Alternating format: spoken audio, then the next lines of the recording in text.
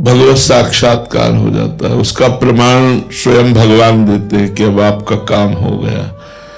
आत्मानंद का अनुभव, भगवान के रूप का दर्शन, भगवान की लीलाओं में प्रवेश, निरंतर बिना प्रयास के जैसे दिल धड़क रहा है ऐसे नाम चल रहा है, आंखों के सामने लीला चल रही, अश्रु प्रवाह हो रहा, रोमांच हो रहा है। फिर वो तो जब सिद्ध हो जाता है तो विविध प्रकार की भागवतिक अनुभूतियां उसके हृदय में होने लगती हैं। दूसरे से किसी से प्रमाण लेना थोड़ी होता है कि आप बताओ हम सिद्ध हो गए कि नहीं, वो तो अपने आप अनुभव। जैसे हम छक जाते हैं तो हमें पता होता है ना कि हम छक गए, ऐसे ही जब नाम का प्रभाव भगवत साक्षात्कार करवा देता है तो अपने को ही तो अनुभव होता है कि अब काम हमारा हो गया। लेकिन ऐसा नहीं है कि जिसका काम हो जाता है वो भजन बंद कर देता है, उसका और भजन होता है। भजन की भूख बढ़ जाती है, प्रेम में और भजन बढ़ जाता है, और भगवान से मिलन की व्याकुलता होती है, मिल के फिर मिलन की व्याकुलता होती है। तन मन के बिछुड़े नहीं, चाह बढ़े दिन रैन, कबहू संयोग न मानही, देखें भरी भरी नैन। न तन से दूरी न मन से दूरी, पर फिर भी मिलने की चाह। यही भगवत स्वरूप का महिमामय रूप है। उसी में आसक्त चित्त होकर निरंतर डूबा रहना, ये सिद्ध महापुरुषों का स्वरूप है।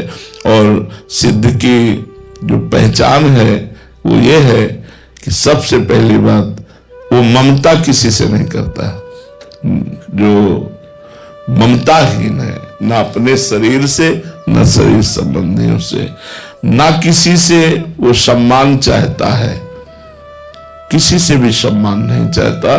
सम्मान मिलने पर भी उसे अंदर से स्वीकार नहीं करता, क्योंकि दूसरा कोई है ही नहीं, एक परमात्मा है। तो परमात्मा से थोड़ी सम्मान चाहेगा, अपने इष्ट से थोड़ी सम्मान चाहेगा। तो निर्माण अमोहा जित संग दोषा, किसी भी संग का उसके ऊपर प्रभाव नहीं पड़ता है। चाहे वो कितने भी गलत आचरण वालों के बीच में हो, जो रही उत्तम प्रकृति का कर सकत कुसंग, चंदन विष व्यापत नहीं लपटे रहत भुजंग। वो महापुरुष अपने बीच बाजार में भी समाधिस्थ होगा, विषयों के बीच में भी वो निर्विषय होगा, क्योंकि जित संग दोषा। अध्यात्म नित्या, नित्य वो आत्मा में ही चिंतन परायण है, आत्मा में ही तृप्त, आत्मावान वो अपने स्वरूप में रहता है। विनिवृत्त कामा, जिसकी समस्त कामनाएं निवृत्त हो चुकी हैं। द्वंद्व विमुक्ता, जो समस्त द्वंद्वों से मुक्त हो चुका है, मान अपमान, लाभ हानि, सुख दुख आदि द्वंद्वों से। और जो सुख दुख में समान भाव रखता है वही परम पद का अधिकारी अर्थात सिद्ध हुआ पुरुष होता है। जो मान रहित, जो मोह रहित, जो संग दोष रहित, जिसकी सारी कामनाएं शांत हो चुकी हैं। ब्रह्मभूता प्रसन्नात्मा, जिसको भगवत तत्व का अनुभव हो जाता है, वो प्रसन्नात्मा रहता है। उसमें किंचन मात्र कहीं सो के हर्ष नहीं। प्रसन्नात्मा, न सोचती न कांक्षती, न कोई सोच है न कोई चाह है, वो पराभक्ति को प्राप्त हुआ महापुरुष है। अखंड प्रसन्नता प्राप्त हो जाती है। महाराज जी, हम संसार में ऐसा समझा जाता है कि सिद्ध वो है जैसे हवा में उड़ रहा है, पानी पे चल रहा है। इन सिद्धियों का त्याग करने के बाद ही ये सिद्धि प्राप्त होती है। गोस्वामी तुलसीदास जी ने लिखा है कि जब साधक की साधना बढ़ती है तो ये लौकिक सिद्धियां हैं, माया जनित सिद्धियां हैं। ये माया में ही तो उड़ रहा है, माया में ही तो सारा दृश्य है, तो माया को थोड़ी पार कर पाया है, माया के अंतर्गत है। तो रिद्धि सिद्धि पेरे बहुआई, बुद्धि लोभ दिखावे भाई, होए बुद्धि जो परम सयानी, तिन तन चितई न नहीं जानी। ये जितनी सिद्धियां हैं ये हमारा अनहित कर देंगी, हमारा बुरा कर देंगी, ये हमें भगवान से नहीं मिलने देंगी। इसीलिए जो भगवत प्रेमी जन होते हैं, बुद्धिमान जन होते हैं, वो इन सिद्धियों को स्वीकार नहीं करते। इन सिद्धियों से हटकर दैन्य होकर भगवान के चरणों को प्राप्त करते हैं। ये सिद्धियां देखो, एक सिद्ध था चांगदेव, जब मृत्यु आती तो प्राणवायु को अंतर में रोक करके वह शांत हो जाता। मृत्यु निकल गई, 1400 वर्ष का। ज्ञानदेव जी के पास अपना प्रताप दिखाने के लिए एक सिंह को वश में करके और सांप की चाबुक लेकर के बैठ के चला। तो ये दिखाना चाहता था कि मैं सिद्ध योगी हूं। और ज्ञानदेव भगवान के परम भक्त, परम ज्ञानी महापुरुष, तो उनको सूचना है कि चांगदेव सिंह पर बैठ करके सांप की चाबुक लेकर के आ रहा है। तो जिस चबूतरे पे बैठे थे उन्होंने इस चबूतरे को आज्ञा कर दी, चलो। तो जड़ चबूतरा उड़ने लगा। तो जो भगवान में अपने चित्त को जोड़ दिए उनमें तो सब अलौकिक सिद्धियां होती हैं, पर जो इन सब सिद्धियों का त्याग करके केवल भगवान के नाम में डूबता है, प्रेम में डूबता है, वो पहचाना नहीं जा सकता। क्योंकि इन सिद्धियों को तो पहचाना जा सकता है। शुरुआत में जब साधना प्रारंभ की थी, नैष्ठिक ब्रह्मचर्य और गायत्री का अनुष्ठान पुरस्चरण, ये तो 30-35 वर्ष पहले की बात कर रहे हैं।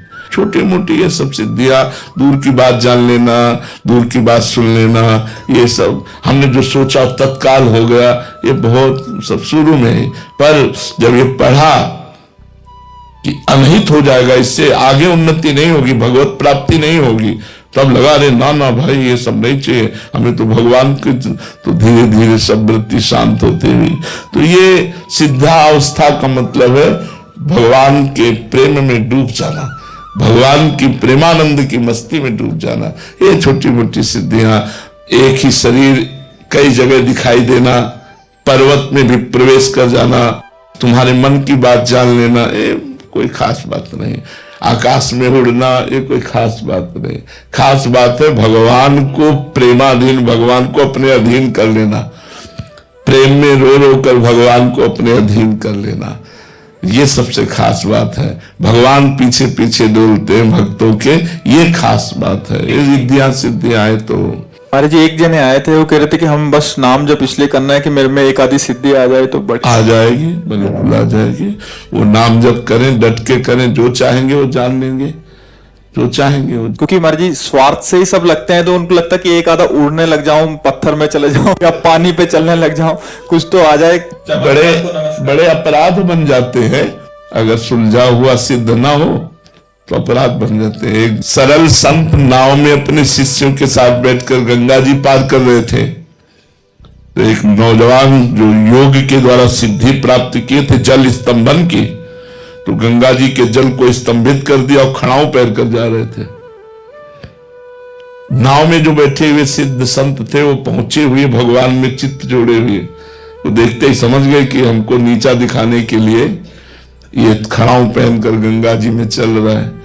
गंगा जब पार हुए तो पास में पूछा, ए महात्मा कहां से आए हो? वो कुछ नहीं बोले। नाविक से कहा कितना रुपया हुआ? तो उनका 2 रुपया आदमी। बोले 2 रुपया। फिर उसकी तरफ देखा, बोले भाई जिन गंगा जी को देवादिदेव महादेव अपने सर पर धारण किए, उन गंगा जी पर जल स्तंभित करके पादुका पहन के चला, तेरे सारे तपस्या का नाश हो गया। 2 रुपए में जो हमने काम कर लिया वो सारी तपस्या नष्ट करके तूने दिखाया। क्या ये प्रदर्शन। तो कभी कभी अगर सही ज्ञान न हो तो सिद्धियों से कई तरह के अनहित भी हो जाते हैं। तो क्या संत का यही स्वरूप है?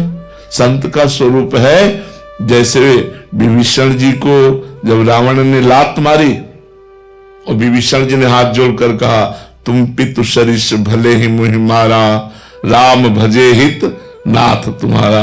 तो भगवान शंकर बोल पड़े, उमा संत कही है बड़ाई, करत मंद जो करे भलाई। यही संत की साधुता है कि अगर तुम गाली दो और वो तुम्हारा मंगल कर दे, लेकिन अगर सिद्धियां होंगी तो फिर ऐसा, फिर वो चमत्कार दिखाएगा कि जैसे एक शालिग्राम को सिद्ध किए मंत्र से, और ऐसे करते तो शालिग्राम उठ जाते, ऐसे करते तो शालिग्राम नचा रहे थे। तो लोग बहुत प्रभावित हुए कि इतना बड़ा भक्त की चुटकी में शालिग्राम को नचा रहा है। जब एक संत जो भजन करते थे उनके शिष्य भिक्षा मांगने गए, उन्होंने बताया कि आज हमने ऐसे सिद्ध को देखा। बोले ऐसा सिद्ध हो ही नहीं सकता, कोई भगवान का प्रेमी अपने भगवान का प्रदर्शन नहीं कर सकता। वो भगवान का प्रेमी नहीं है, वो कुछ ऐसे जादू तंत्र मंत्र जानने वाला तांत्रिक है। तो बोले प्रभु फिर इससे तो भक्तों को बड़ी हानि हो जाएगी, वो फंसा लेगा भक्तों को। तो बोले आप चलो, बोले हम चलेंगे तो उसकी कोई सिद्धि काम करेगी नहीं, बोले आप जरूर चलो, बोले चलो। तो गए, बोले भाई आप दिखाते हैं शालिग्राम भगवान को अपनी चुटकी के अनुसार नचाते हैं, अब नचा के दिखाओ। उसने कुछ नहीं, क्योंकि भगवान नाम जापक में जो सामर्थ्य होती, सुमिर पवन सुत पावन नामू अपने बस करी राखे रामू। नाम की महिमा देखो, राम नाम जपने वाला राम को अधीन कर लिया। ये छोटी मोटी सिद्धियों की बात क्या। अब उसने कहा कि ये संत आए हैं, इन संत से कहा आप जाइए, नहीं जब तक आप नहीं जाएंगे हमारी सिद्धि काम नहीं करेगी। तो उनका ये तुम जो त्राटक के द्वारा अपनी मनो एकाग्रता के द्वारा ये सिद्धि प्रकट करके लोगों को लुभायमान करके पैसा ले रहे हो, इससे तुम्हें नरक की प्राप्ति होगी। इसको छोड़ो और सही ढंग से भगवान का भजन करो। उसको अपमान लगा। अब जब अपनी कुटिया चले गए तो उसने मारण का प्रयोग किया। तंत्र में एक मारण विद्या है, अगर मारण का अनुष्ठान ठीक हो जाए तो चाहे कोई भी हो मारण उसे मारेगा अवश्य। लेकिन भगवान का जो भजन करते हैं, मारण मोहन वशीकरण उच्चाटन इनका कोई प्रभाव नहीं चलता। जो भगवान का नाम जप करते हैं तो मारण अग्नि की ज्वाला में खप्पर में ऐसे प्रकट होकर के वो मडराती उनकी कुटिया के सामने गई। संत ने देखा कि अरे तो मारण का प्रयोग किया, तो हाथ जोड़कर प्रणाम किया, क्योंकि सब में भगवान है तो मारण मंत्र भी तो भगवान का है। तो उनका यदि मेरा अपराध है तो हम स्वीकार करते हैं, आप आइए, और यदि अपराध नहीं है तो आप जाइए। बस वो मारण मुड़ गया और उन्हीं को जाकर के देख खून की उल्टी और सांच उनकी शुरू हो गई। अब वो संत तो दिव्य दृष्टि वाले थे, उठ के गए और कहा भाई मान जा अब भी और सही ढंग से भजन कर तो तेरा जीवन बचा लूं।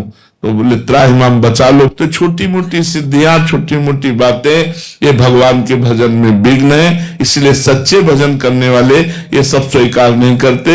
सच्ची सिद्धि है आंखों में आंसू, रोमांच, गदगद कंठ और भगवान के प्रेम में डूबा, ये सबसे दुर्लभ सिद्धि है। और इसी से आवागमन से मोक्ष होता है, इन सिद्धियों से मोक्ष नहीं होता। मोक्ष प्राप्ति करने वाला इन सिद्धियों का आदर नहीं करता, प्रेम प्राप्ति करने वाला इन सिद्धियों का आदर नहीं करता।